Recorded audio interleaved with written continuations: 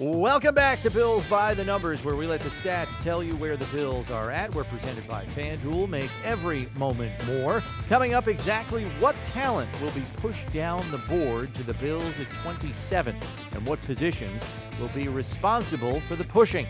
We take a look. Tony Pauline from the Pro Football Network maps out day 1 and day 2 of the draft, and we have our one burning question. Throw out the mocks. It's time to rock.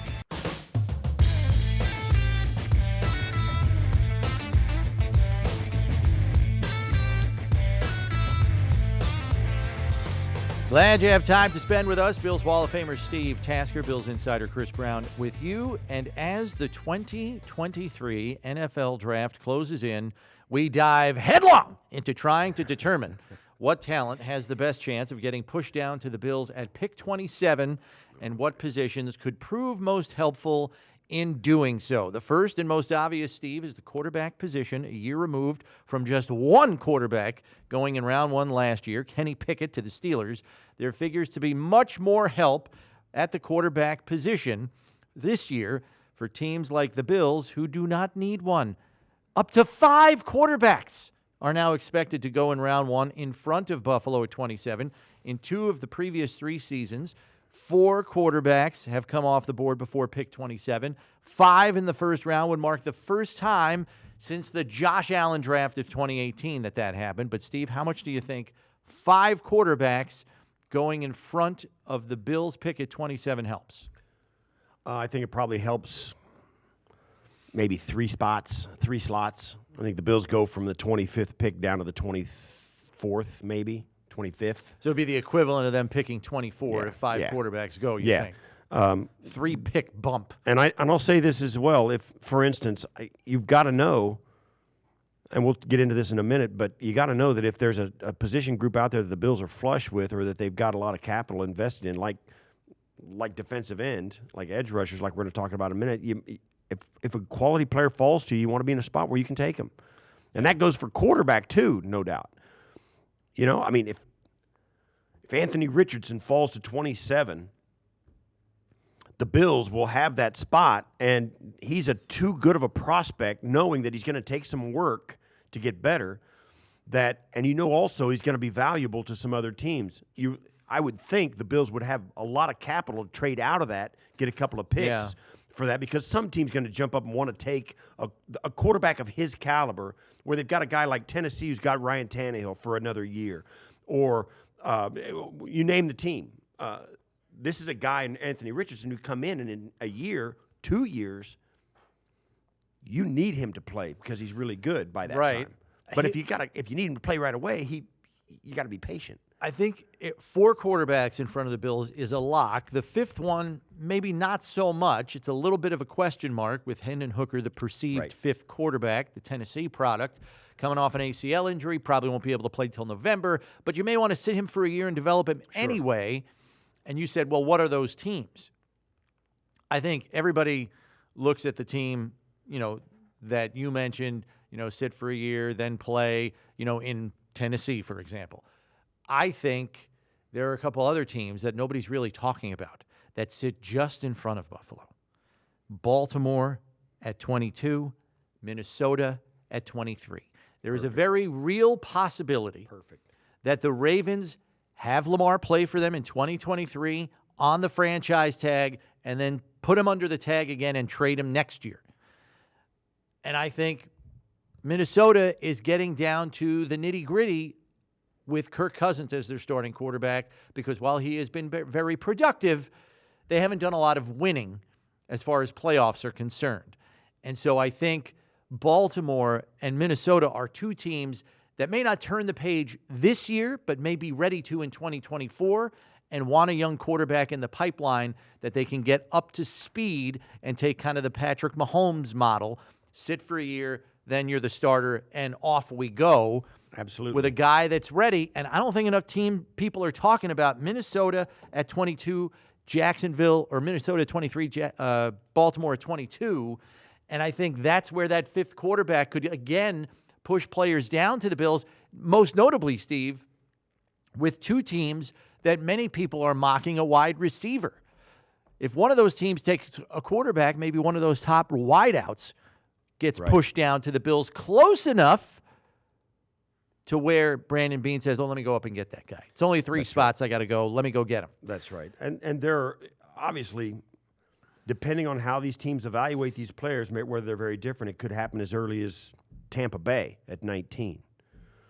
I don't know that Tampa Bay wouldn't want to have him play the second half of the year, but nevertheless. Yeah, and they're at pick 19. Yeah. Nevertheless, you get the kid in there, and he'll be there for OTAs. He'll be rehabbing his ACL all the way up until he's ready to play. Yeah. They'll be in the midst of a season, and depending on how that goes, if he's ready to play, he's still had at least a half a year where there's no way he can play. Right. And then they can also do whatever. They can also milk the if they're out of it, they don't have to push that kid in there. Yeah.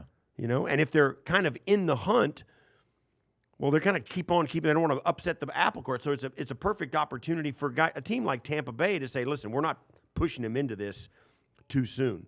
We'll wait. Give him the last game of the year or the last 2 games of the year, get his feet wet, and then it's his team coming back the next season.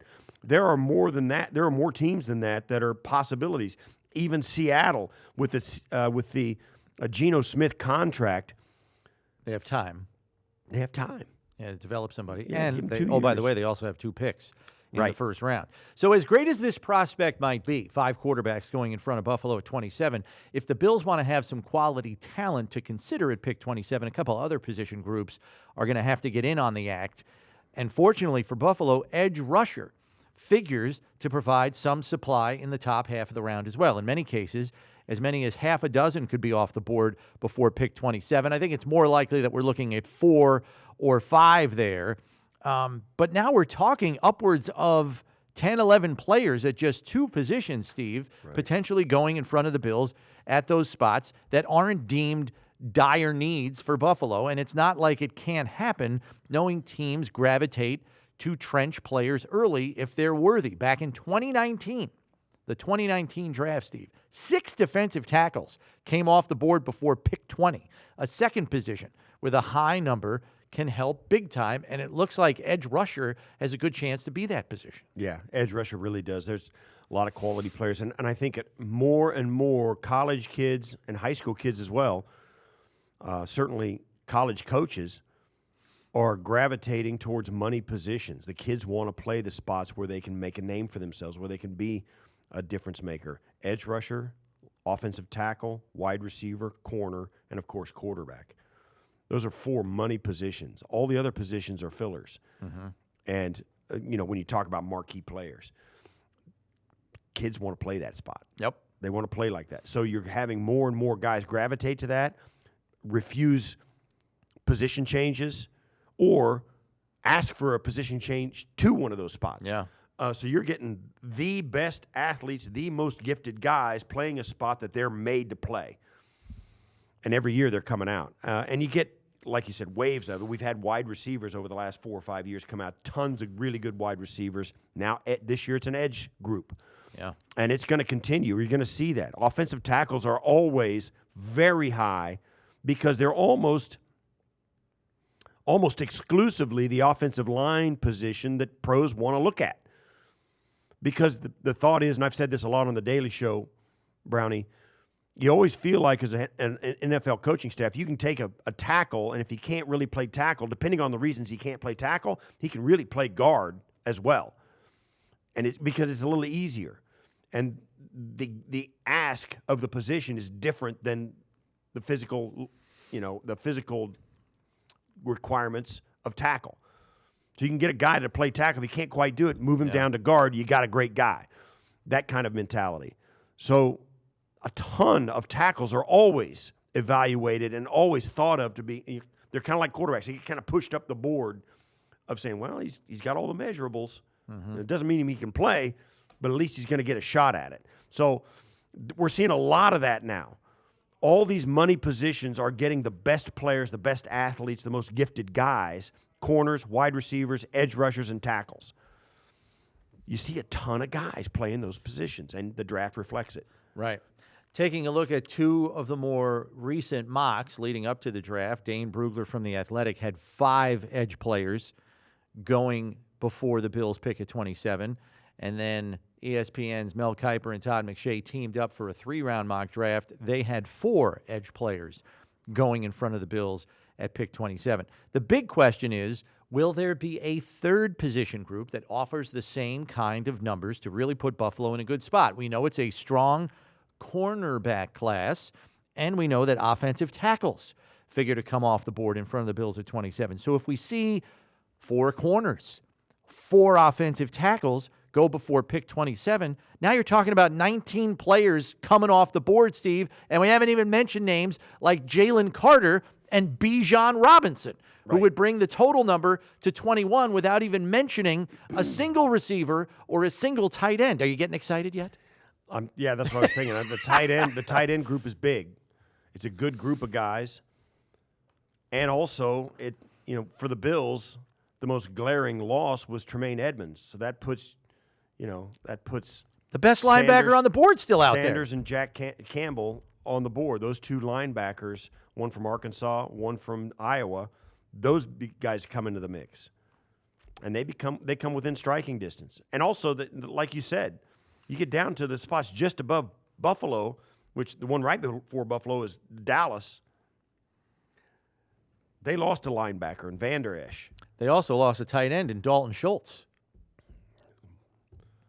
Yeah, now you got a problem because you want one of those guys and you want your pick of them, but Dallas is almost identical needs to where the Buffalo Bills are, and certainly you'd be happy with any of those players. But if you want your pick, you got to get ahead of Dallas because they are going to pick a guy that Buffalo might and really would want to pick. I think. Okay. I think that because their needs are the exact same. Yeah, and I hate to even mention this, but Drew Sanders is a Texas native. Yeah, well, he's from Denton, Texas. 30% of the players, you know what I mean. That's true. Seems like everybody's from Texas. That's true. But yeah, Cowboys bring their boy home. Drew Sanders, yes, Drew Sanders would be, and Drew Sanders has. You and I have gone back and forth between Jack Campbell and Drew Sanders because Drew Sanders has position flexibility. That guy can rush the passer. He's not as good a pure middle linebacker as Jack Campbell, in my opinion. In terms of instincts. In terms of instincts. Yeah. But that guy can go, both of them, and I don't know that you're going to, throw your hands up if one of them's gone and the other's there. Yeah. But both of them are, I think, worthy of the 27th pick for the Bills, as is maybe 1 or 2 of these tight ends as well. But I just like the idea of up to 4 offensive tackles coming off the board. There could be 4 corners coming off the board before them. I think that those numbers are, I think, absolutes. So now you're talking quarterback at least 4, cornerback at least 4, offensive tackles at least 4, edge rushers possibly 5, and you haven't talked about Bijan Robinson, who I think is a lock to go before the Bills at 27, and then Jalen Carter, the defensive tackle, a lock to go before 27. That's 20 right there. Yeah. Then you have the wide receiver run. I mean, in Jigba and Flowers, let's say 2. Yeah. First rounders. That's 22 players. I mean, so knowing that gets you to 22, Buffalo is still 5 picks away, and that's right around where many of the draftniks have the receiver run starting. There could very well be a tight end in there too, maybe 2 tight ends. Yeah. It begs the question, is there enough push-down talent to leave a coveted prospect for Buffalo at 27, or might Brandon Beane have to do what he did last year when prospects with first-round grades were running out on him fast and he had to move up just 2 spots to get Kaiir Elam? Here's the thing. Here's what's going to happen. Ooh. And here's what Steve with his crystal ball. Heads up, everybody. Right. And this is I may die on this hill. I reserve the right to. I reserve the right to. The disclaimer. Yes, not die on this hill. Yes, so here's what always happens. Okay, wow, 4 quarterbacks went off the board. Okay, great. 4 tackles went off the board. Wow, 4 corners went off the board. Awesome. They're going to be 4 different players at each of those positions that you didn't know. 3 of them are going to be guys like, wow, they took him too high. So there's going to be some quality players that you like that all of a sudden you realize nobody else does. Mm-hmm. So you're going to think, well, wait a minute. Whoa. We had this guy in a top 10. Now he's all the way at 26? Now what do we do? Yeah. That's the problem. Yeah, 4 quarterbacks may go off the board, but Tommy Schmegmahoyton's one of them. I love when you use that. Like, who is that guy? Like, Hendon Hooker is the second quarterback taken. And, and Richardson all the way down to 15. You know, all this stuff happens. Because, there are 4 offensive tackles, 5 offensive tackles off the board, but you've never heard of 3 of them. Cole Strange is off the board. I was waiting for Cole Strange to show up. It's like, what? That's what's going to happen. That is what's going to happen. And people that, you know, national reporters that talk to a lot of the personnel executives who are in the know, there is a consensus opinion that there is more wide-ranging grades this year than in recent years. So that means that what you're talking about is very likely to happen, and not just once, but maybe 2 or 3 times before the Bills pick at 27. And for me, knowing Brandon Beane's history, even though the man himself said earlier this week that he is more likely to move out of round 1 than to trade up, he did caution that he gets a little antsy sometimes. Yeah. And I think with the wide-ranging opinion on players and knowing the grades will reflect this on players, I think there are going to be a lot of us doing this on night 1. Who just went 15? That is exactly right. Who just went 20? Oh, my God, that's awesome. It's unbelievable. I think it's going to prompt Brandon to go up a couple of spots to get somebody that he's, in his opinion, sees sliding. You go down, you go to the corner position, there are 2 that I think that everybody agrees on. But then you go down a little lower, and it starts to get muddled. And there's some guys like, I like me, and it's a money spot, a money position. Mm-hmm. Everybody needs those guys. You got to have them. So they're not going to drop. They're not going to drop. You're going to get 4 or more corners gone early. And if they're not gone in the first, they're going to be gone in the first half of the second. So, That's I'm telling you, that's what's going to happen. All right, so let's flip it around just for argument's sake, okay? The other option, of course, is trading back at 27 into the top of round 2, somewhere higher than the Bills' current pick at 59 in round 2. So you would think they'd be trading back into the top 10 of round 2.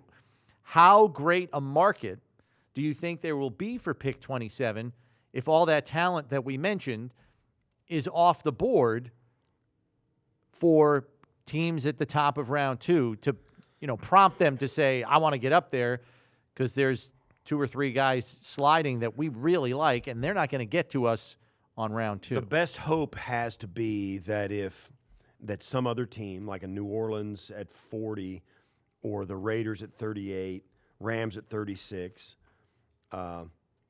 if some of these teams have one of those positions graded high, they got a guy that they can get, and they want to jump up and get it, I would say it's probably one of the teams as well who've got a ton of draft picks. Houston, Seattle. Right. They're going to jump and say, listen, we want to get that 27th pick because we want to get a 5th-year option on our first rounder. Yeah, that's the key. And we're gonna grab him. So, like, for instance, if Hendon Hooker is there at 22nd or 27, Houston's going to go up and grab him. They'll get 2 of these guys. Well, you think they might even take 2 quarterbacks? You've got to find a guy. They pick at 2. They pick at 12 currently, and then again at 33. Yeah, that's the thing you got to know. Hendon Hooker can sit and watch this first round guy go. They could do that, or they could, take the pick at some other position.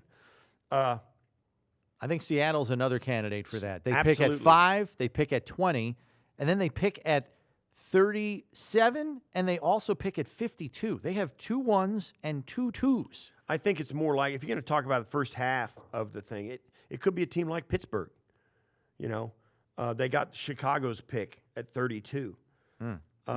You're not going to get a trade with anybody like the Jets aren't going to help the Bills out.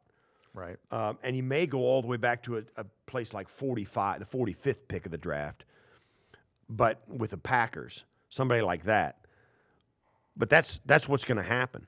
You get one of these teams that's got a ton of picks, and they'll say, listen, let's throw them one. Let's get up into there, and we'll take one of these money spots, a corner, one of the tight ends, and we'll get our guy. and then Buffalo will get an extra pick, an extra 4 or whatever it would take to make that flip, which I think is what it would take, right? Yeah, well, depending on how far down you move, you go from 27 to 45, you're probably getting another 4 Yeah. at the worst, I would think. And I think that's without that's the a chart good, in front of me. I'm okay with that if I'm the Bills. I'm okay with that. Getting an extra third. Well, yeah, for a couple of reasons. Number one, you only have 6 picks right now. You need cheap labor to fill out your roster. And many people, the consensus opinion too is, while there are a lot of wide-ranging opinions on where players belong on boards in terms of grades, most personnel executives in the league agree that the meat and potatoes of this draft in terms of value is on day 2. Round 2 and 3 is the meat and potatoes of this draft. So if you can add another 3, and now you suddenly have 3 picks on night 2, that could prove to be very valuable. You got to hit on the people, obviously. Yeah. But I think that's always the case. And I'll say this, one of the reasons I think those late firsts, like second and third and sometimes fourth rounders, are kind of the meat and potatoes of a lot of drafts. When you say to people you're a first-round draft pick in the National Football League, that comes with a lot of expectation, and it's hard to live up to it, no matter who it is. Certainly for Tre'Davious White, he was 27th pick, and it's like, okay, he's good. He's where you want to get. But the pressure wasn't on him to come in and, like it is for a top 10 pick. A top 10 pick comes with, ask Ed Oliver. He can't get around that.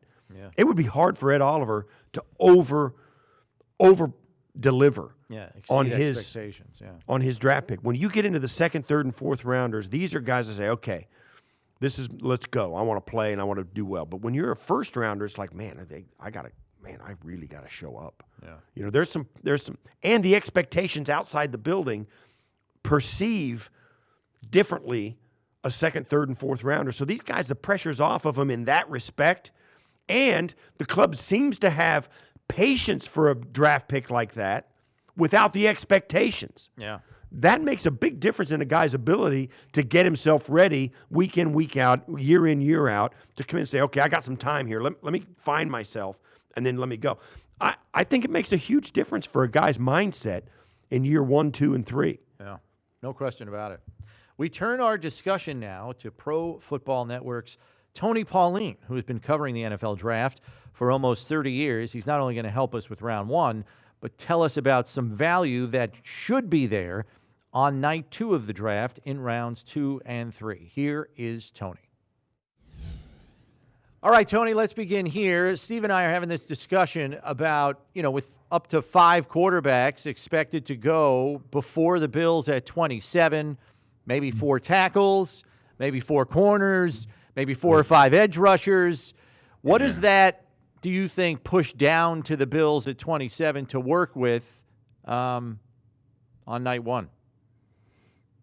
Well, I don't necessarily agree with all those numbers, but, it depends on what they're looking at. If they're looking at an interior offensive lineman, if they want a guy who can play center or guard, you could be looking at a guy like Joe Tippmann or John Michael Schmitz of Joe Tippmann of Wisconsin, John Michael Schmitz of Minnesota. None of the corners are going to be there. Do they want a running back? Is a top-rated running back should be there? Maybe a safety if we're looking at that direction. Most of the defensive tackles will be off the board, the top defensive tackles. So I guess it's a situation where they'll have to wait for the draft to come to them. And, if something that they don't like isn't available, maybe they look to trade down. What position group do you think is going to have the most elite players left? If forget about need or whatever, what position group? Is it going to be safety? Is it going to be middle linebacker? Running back? What position group is going to be the least affected by, you think, the first 25 picks? Well, I don't know to be the least effective, but the top players are probably going to be your edge rushers. Keon White of Georgia Tech will be available. I would expect him to be available. Will McDonald of Iowa State, I would expect him to be available. I'm not as high on Lucas Van Ness as others. I don't think he'll be available. There's a slight chance. I do think that there'll be some good edge rushers there. There could also be some some decent wide receivers there. It's not a great wide receiver class, probably only going to have 2, maybe 3 wide receivers selected in the first round. And that third wide receiver could be there for the Buffalo Bills if, in fact, they want to look in that direction. All right, so let's talk about this. You talked about the potential of the Bills moving out at 27. Brandon Beane, even this week, commented on that, saying, I'm probably more likely to move back than I am to move up in round 1. The question, though, is you got to find a trade partner. Absolutely. Who do you think could be compelled to come up to 27, and what do you think that would be for? Are we talking the 5th quarterback there, or maybe an edge rusher that slides? I guess it depends on what happens with Hendon Hooker. I mean, people are talking about Hendon Hooker as a top 15 pick. I think he's a bottom of round 1 type of guy. And I think if he starts to fall into the 20s, a team like the Las Vegas Raiders possibly, who want to grab a Hendon Hooker, because if you look at the Jimmy Garoppolo contract, it's basically a 1-year deal. Take Hendon Hooker, have him sit on the sidelines for a year. I think that's an option. Maybe a team, it depends on how quickly the centers come off the board. There are a lot of teams, a half a dozen teams that need centers entering the draft. And there's only really 3 or 4 good centers available. So you may get a team like the Arizona Cardinals, somebody else, the Houston Texans, who feel that they want to get up and maybe grab the second center if one of them's off the boards, because once the first 3 or 4 centers come off the board, it falls off the cliff, and a lot of teams still have a need at the position. So if Hendon Hooker is available up there and the Raiders want to jump up into the last part of the first round to get him, what do you think they do with their number 7 pick, a top 10 pick? And they don't want to spend it on a guy like Hendon Hooker who can't play until November. The quarterback they thought they were going to draft or maybe trade up to get is gone. So what do the Raiders do with their 7th pick of the draft? I think it's going to be a cornerback. I think it's going to be the Christian Gonzalez, maybe Devin Witherspoon. I mean, there's the defense is pretty bare because of the poor drafting in the past. They need a lot of help on defense. There's a lot of good cornerbacks at the top of the draft. I think you're going to have 2 of them come off within the initial top 10 selections, and I think the Raiders could be one of those 2 teams that take a cornerback. We've heard from a lot of people that the meat and potatoes and value of this draft is on day 2. Round 2 and 3 is when you can really maximize your value. Are there any positions that run depth-wise through day 2 where, even if you're picking late in the round like the Bills are at 59 and 91, that they can still get some value at a critical position? Again, I go back to the cornerback class. We're going to have at least 4 taken in the first round. On my board, there are 15 cornerbacks that grade as first, second, or third round choices. So if you want a cornerback and you miss out on the top 4 being Christian Gonzalez of Oregon, Devin Witherspoon of Illinois, Joey Porter of Penn State, Deonte Banks of Maryland, you're going to be able to get a good cornerback in the second day of the draft, either an outside corner or a slot corner. I also think that it's a decent receiver class in day 2. The top guys are kind of questionable, but you get into day 2, you're looking at guys, Jalen Hyatt of Tennessee, who was projected at one point in time to be a first-round pick, is going to fall into day 2. Cedric Tillman, his teammate, an exceptional receivers, a day 2 guy, Kayshon Boutte of LSU, Jaden Reed of Michigan State, Josh Downs of North Carolina. Different types of cornerbacks, your different types of receivers, your bigger possession, intermediate receiver like Cedric Tillman, your slot guys like Josh Downs or Nate Tank Dell of Houston. We've talked a lot about this receiver class because in the past 3 or 4 years, these draft classes have been neck deep in big-bodied number 1 receivers.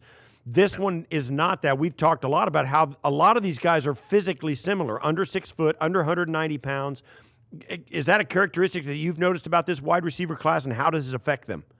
Yeah, I mean, except for maybe Quentin Johnston, who's the bigger receiver, right? The bigger body receiver who's got decent playing speed, but is a terrible route runner, and he doesn't fundamentally catch the ball well. But yeah, I agree. I see a lot of number 2 receivers. There's no elite receiver in this year's draft class. As I said in an article that was just posted to Pro Football Network, it's called, someone described it to me as 31 flavors. There's not 1 or 2 outstanding guys. You got outside receivers, you got slot receivers, you got guys that can double as return specialists, but there's no one there that checks all the boxes. So with that in mind, Tony, and knowing it is a strong tight end class, Yes. How often could you see maybe a team or two pivoting away from receiver and instead taking a tight end over the first 2 days of the draft? Well, I mean, it depends on need and it depends on their board. I mean, you got 3 tight ends at the top: Michael Mayer of Notre Dame, Dalton Kincaid of Utah, Luke Musgrave of Oregon State.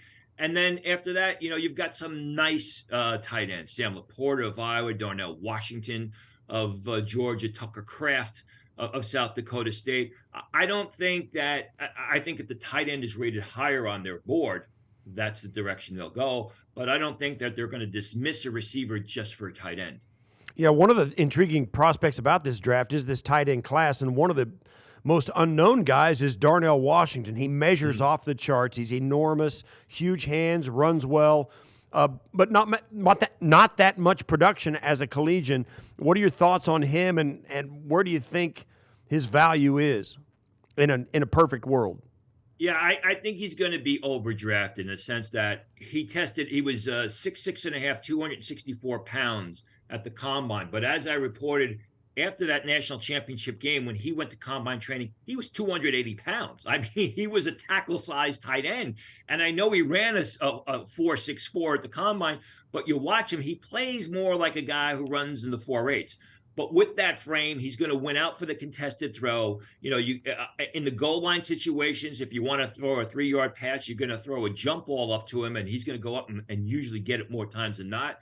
He's a real good blocker. So again, in those goal line situations, the short yardage situations, if you don't want him to run a 4 or 5 yard pattern, you're going to leave him on the field as a blocker, and you basically have a second tackle there. He's a throwback of types. Yeah, 25, 30 years ago, he is the type of tight end that teams really coveted, as opposed to today where you want that field stretcher. I think there's value for him in day 2. I don't ever expect him to be a dominant star, but I expect him to be one of those old-time tight ends that does a little of everything very well. And last one for me, Tony. I know you already mentioned Las Vegas as a candidate to maybe be after Hendon Hooker, knowing Garoppolo's contract is essentially a 1-year deal. Tell me what you think about the prospects of, a couple of other teams hiding in the weeds for Hendon Hooker. I'm kind of thinking of Baltimore. Maybe they let Lamar play on the tag and then they get Hooker in the pipeline, or even Minnesota, who might be in their last year together with Kirk Cousins. Is there validity to them maybe being Hooker draft candidates at 22 and 23? Absolutely. I mean, why wouldn't you? I mean, you don't know what's going to happen in Baltimore with Lamar Jackson, especially after the contract that was given to Jalen Hurts. I'm sure Jackson's wants all of a sudden increased, although I don't know that that's justified. Minnesota, I've been reporting they're looking at Dorian Thompson-Robinson in the second day of the draft. If no cornerback is there, no player is there when they are called to the clock at 23, I absolutely have to believe that Hendon Hooker has got to be a consideration, to play behind a veteran quarterback for a year, and maybe the New Orleans Saints. I mean, we've been saying for years now, the Saints have got to get their quarterback situation right. They never really did. They've passed on quarterback after quarterback. I think that would be another good situation for Hendon Hooker, who, in my opinion, is in the best situation of any quarterback in this year's draft. Tony, thanks as always for the insight. We appreciate it. We'll keep an eye on your stuff at Pro Football Network leading up to the draft. Thanks very much. Thanks for having me. Time for us to remind you that we are brought to you by FanDuel, an official partner of the Buffalo Bills. Download the app today. Make every moment more. App is easy and simple to use with generous promotions offered every day. Safe and secure with the best in-class customer service, and your winnings paid out in as little as 2 hours. We spin forward now to the numbers game, and we delve into a little bit of draft history to test Steve's mettle. Okay. Here we go. Go. Question number 1, Steve. How many times in the last 10 drafts has the first overall pick not been a quarterback? Last 10 drafts, non-quarterback goes number 1 overall. How many times? 3. Oh, you're so close. 4. 4 times. Now I'm going to ask you. That was close, though. Now I'm going to ask you if you can name 2 of those 4 players who went first overall between 2014 and 2022, not a quarterback. The pass rusher from Cleveland. Whose name is? What, Chubb? No. No. What is it? Myles Garrett. Myles Garrett, good. That's one. I need one more. You remember the guy that went 1 overall last year? He was not a quarterback. Jacksonville.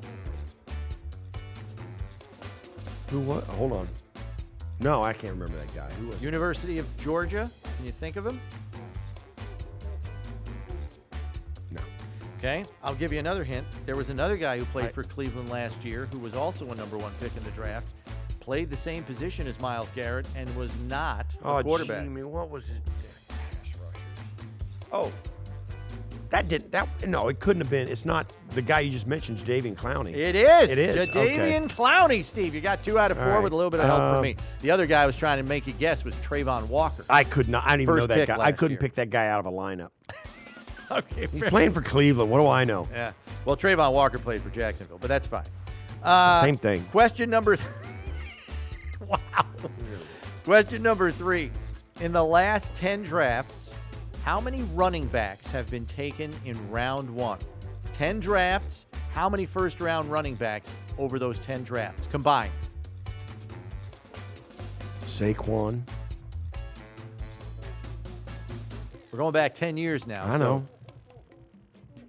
I'll say 8. It's a little bit higher than that. It's 12.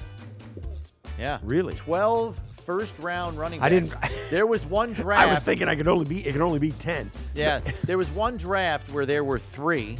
Sony Michel went late 31st. Right. And there were a couple others that year as well. But then you have the Zeke draft. It was just him. Right. Saquon, just him. So, yeah, 12 first-round running backs in the last 10 drafts. Question 4. What position had the most players taken off the board in round 1 last year? This position was chosen most in round 1 of the draft last year. Offensive tackle. Not offensive tackle. I'll give you one more swing at it. I will say defensive tackle. No, again. It was wide receiver. 6 players. Drake London, Garrett Wilson, Chris Olave, Jamison Williams, who a lot of people forget about because he didn't really play last year, Right. Jahan Dotson, Treylon Burks. Last question, Steve. How many trades were made on night 1 of the draft involving a first-round pick? Not before the draft, the actual night of the draft. How many trades were made? Because there were a couple beforehand. Right. There was a lot. 6. More than that. God, hold on. One more guess. 8. It was 9. Oh, You were very close. You were right there. 9 trades. Let me tell you something. My voice is is going, but that is riveting TV. And I'm just going to tell you now. I loved it. I think it's going to be more. I think it might be right there or even a little bit more than that. It is going to be Keystone Cops. The quarterbacks are night big, 1. and a couple of teams with double picks. Yeah. I think it's riveting TV. When that stuff starts happening, people lose their minds. It's fun. It's a lot of fun. Yeah. A lot of fun. All right, Steve. Time now for our one burning question. What is your dark horse position pick for the Bills in round 1? A position that you think has an outside chance of becoming reality at pick 27, assuming they stay there. Aside from the obvious choices, an like outlier. tight end or line, I say edge rusher. Edge rusher, okay. There's a bunch of really good ones. And like we talked about, the values that the Bills have on some guys are probably different than some values of other teams. And one of the guys they think is pretty good is going to drop or may drop. And they'll say, oh, man, we didn't think he was going to be available. We're going to take him. I am on the same side of the ball as you with my dark horse picks. I actually mentioned this on our daily show on One Bills Live. I think a defensive tackle, if it's one of the top 3 still on the board, and most people believe the top 3 are Jalen Carter, Kalijah Cansey from Pitt, and Brian Brzee from Clemson. Right. If Brian Brzee from Clemson is still sitting on the board there, they don't like the value at receiver. They don't want to swing on a tight end because they think it's too early. And they're great on a linebacker because they're probably going to look at the best in the class at linebacker still on the board. They don't think the value fits. I think a guy like Brian Brzee could make a lot of sense. Yeah. I think that's a dark horse pick for me for the Bills at 27. Our closing figure deals with where the Bills pick and the likelihood of trades near the bottom of round 1. As we learned in the numbers game, there were 9 trades on draft night involving first-round picks. 5 of those 9 trades involve picks at 25 or later. So could there be trade activity of a similar level this year? I think so. As we've said, with so much mixed opinion, there will be teams both looking to get in and looking to get out at the bottom of round 1. That's it for us. Make sure you subscribe to whatever podcast platform you use so you know when the next episode is up. And remember, when you need to know about the Bills, you need to check Bills by the numbers. For Steve Tasker, I'm Chris Brown. Enjoy the NFL draft, everybody.